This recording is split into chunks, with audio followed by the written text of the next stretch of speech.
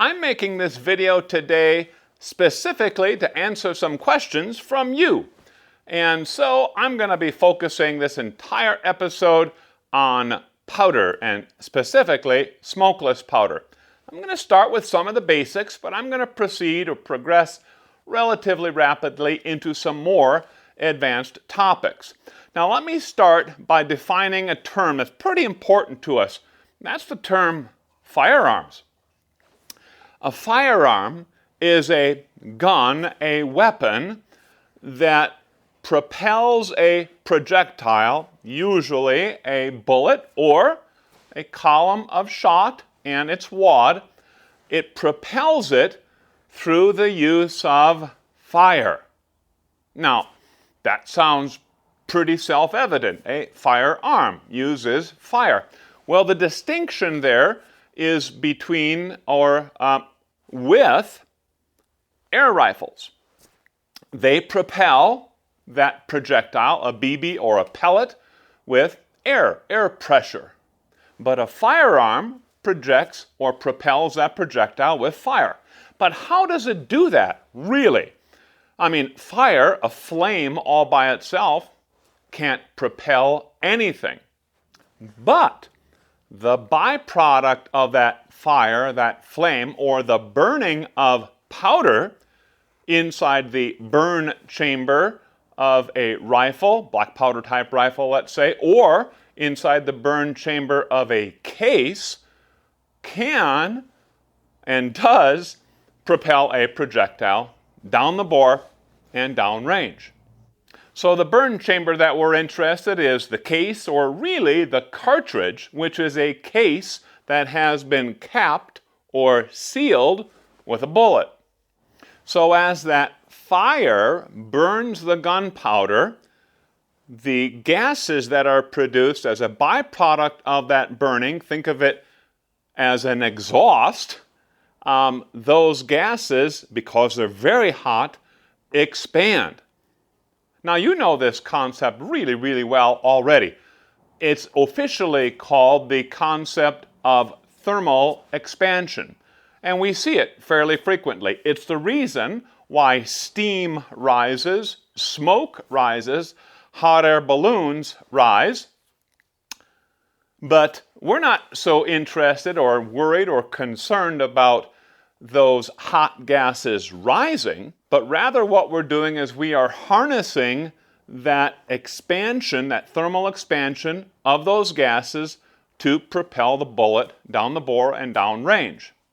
So, inside that cartridge, inside that confined space, because those gases cannot rise or go anywhere, the pressure builds up inside that case and inside the cartridge, inside the chamber.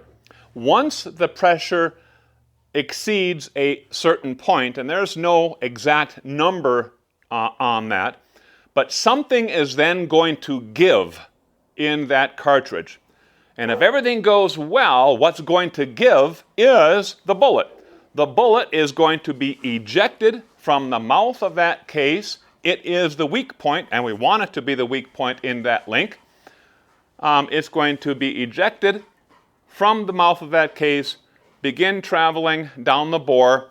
As those gases continue to burn and build up pressure, pressure actually continues to build even shortly after the bullet has been ejected through the mouth of the case, but then they taper off relatively rapidly as the bullet moves down the bore, and they drop off dramatically once the bullet exits the muzzle.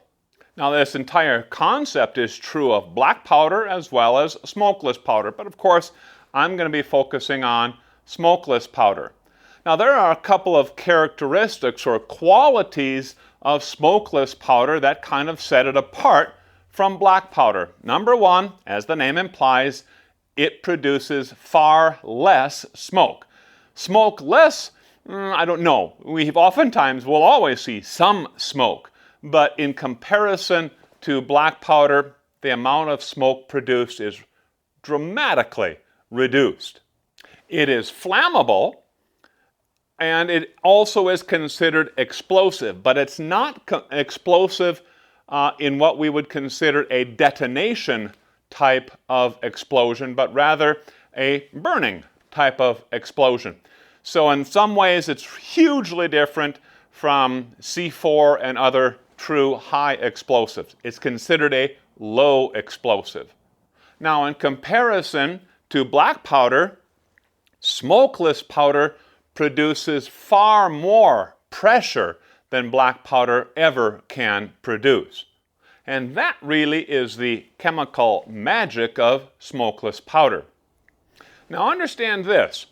All smokeless powders are made from nitrocellulose. And a smokeless powder that is 100% nitrocellulose is considered a single base powders. These are very, very common today.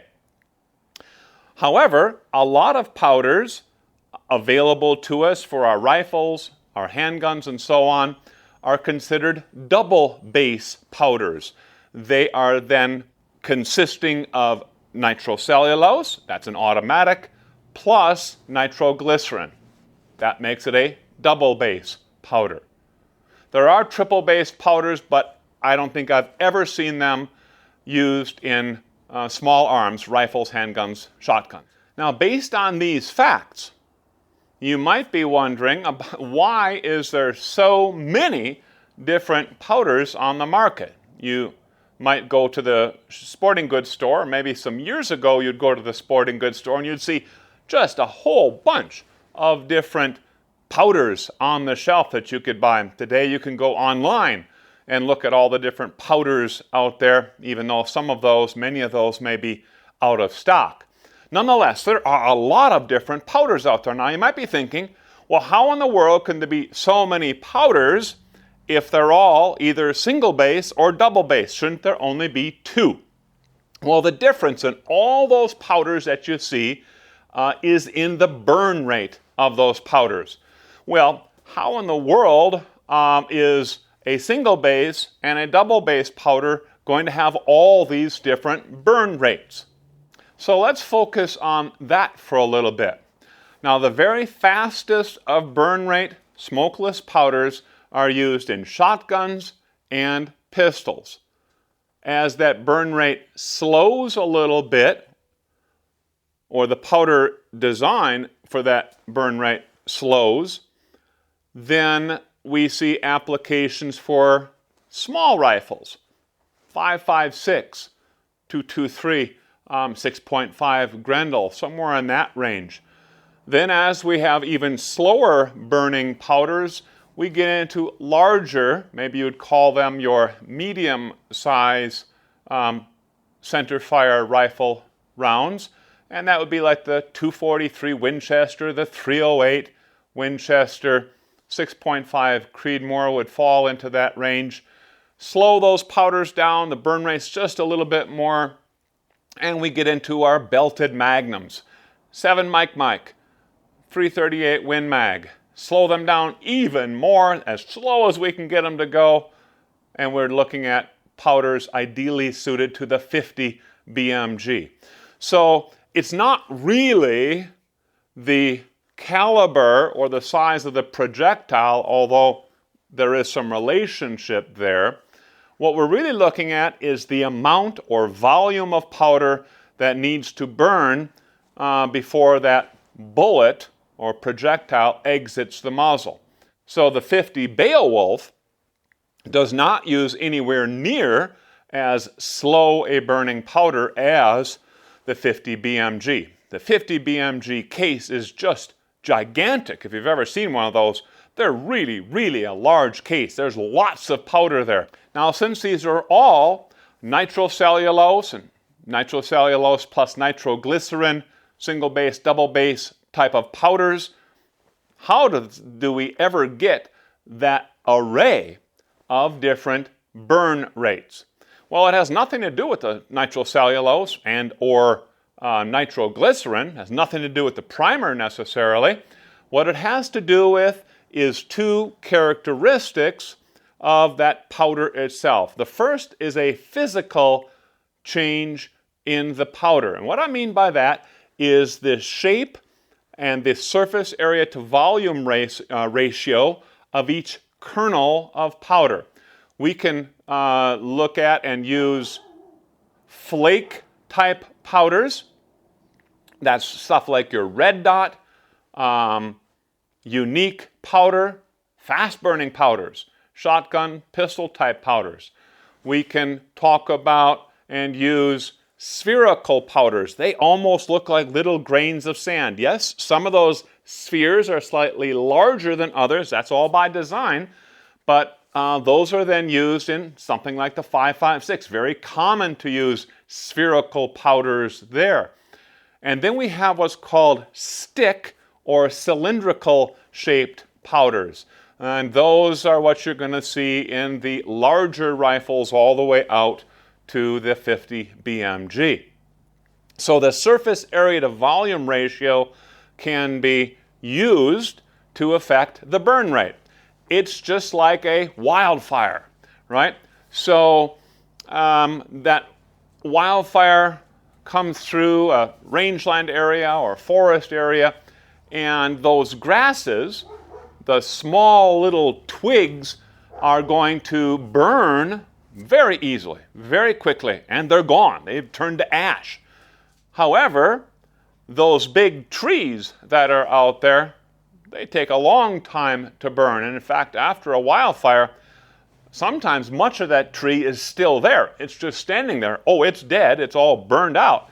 But a lot of it is really still there because the entire tree didn't burn, but it was killed in the fire. Think the same thing about your campfires or your fireplace. You start the fire with that small little kindling tinder type wood to build the fire, get the fire going, and then in goes the larger logs that take a long time to burn. Now, as a little bit of an aside, I normally don't use compressed loads. I don't know how common this really is, but the concern with compressed loads, especially if you're compressing cylindrical shaped or stick shaped powders, is it is possible, at least in theory, to crack or break individual sticks, individual little pieces, kernels of that powder. When you do that, you entirely change that surface area to volume ratio of that particular little kernel. And if you do that for a lot of kernels, you are going to change a lot of those surface area to volumes. And as a result, that powder is going to burn much quicker than anticipated. So that is why whenever you get into using loading compressed loads, you really got to move along very, very carefully, because you can see those very sudden pressure spikes due to the cracking, most likely due to the cracking of those individual powder kernels. So the shape, surface area to volume of those individual kernels of powder is a physical means that is used to control or affect the burn rate. The second way in which burn rate is controlled is through a chemical means, and that is by specific coatings that are placed on each kernel of powder.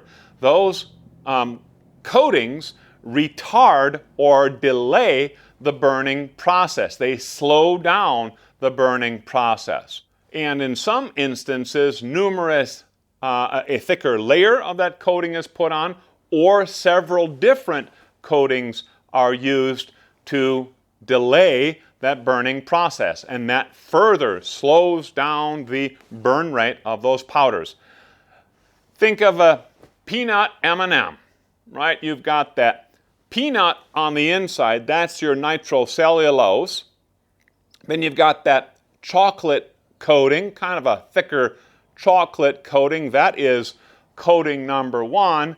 Then you got the hard shell candy coating out there. That's coating number 2. And if you were going to eat one of those M&Ms just by licking it, it would take you a long time to consume that little M&M. And maybe by the time you got to the peanut, you would just gobble it up. Now, when you're working up a brand new load, you don't have to try to memorize which powder is the slowest burning and which one's the fastest burning. Is this one a little bit faster than that one? You don't have to do that. It's kind of handy to take a look at those burn rate charts, especially if you're selecting between one or another. We'll talk more about that in just a bit. But when you start looking at a reliable reloading manual or a reliable online load data website, you're only going to see 3, 4, maybe 6, sometimes a little bit more powders available for that cartridge and that bullet. So it's not going to list every single thing because there's only a few that are applicable to that cartridge and that bullet. And when I look those over, oftentimes I'll also look at some websites where people are saying, boy, I had great luck using this particular powder in my .308 Winchester. They may talk about RL15, something like that. That might be a good one to try. Other people might be saying, wow, I did so good with Varget. Varget is the greatest thing I've used. Okay, fine, you might want to try that if you don't already have it.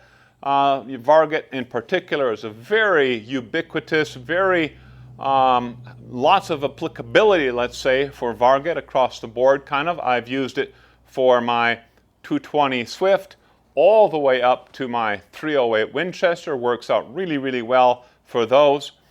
And when you're looking at your options, you might say, hold on, this particular powder that I'm thinking about choosing for my .308, that also works for another cartridge that I have, like for instance my 220 Swift. So I might want to choose that one because number one, it looks like it's going to work pretty well, and you're kind of consolidating powders. You don't have to have, one powder for every individual cartridge or every individual firearm that you own. So let's look at a little bit of call it a case study. And specifically, let's talk about the powder I'm using for the 300 PRC that I'm loading for the Barrett MRAD rifle. I chose Hodgdon's H1000. Now, a couple reasons why I chose this. Really, exactly the reasons I just talked about. I started going out to those online websites, load data, Hodgdon, etc., etc., and I saw, H1000 is being used quite a bit in those individual recipes. And then I looked at some websites, long-range shooting, Sniper Hide, and a lot of folks were saying H1000 works out really well. But I also saw some folks were using RL26. Some people said Retumbo, another Hodgdon extreme powder. So I took a look at those. What I found out about Retumbo is it is a very slow burning powder, even compared to this, and it's better suited in the 300 PRC for those very heavy bullets, like the 250 grain that I did not choose to use, simply because I was having such good luck with the 220, 225 grain bullets, and like we're doing in this season of extreme reloading, we are loading for the 230 grain 300 PRC. So that's the reason why I chose H1000. And another way is almost out of necessity. I can get H1000 pretty easily. I cannot get RL26. I kind of would like to try that. I can now get Retumbo, but again, it looks like Retumbo is better suited for the even heavier 300 PRC bullets. So that's some information for you regarding smokeless powders. I hope I've answered your questions, especially for those folks who had asked specific questions about powder and the reason why I made this video in the first place. But if I did not answer your questions or some new questions come up, feel free to post those in the comments below. I'll try to answer those as quickly as possible. And once again, and as always, thanks a bunch for watching.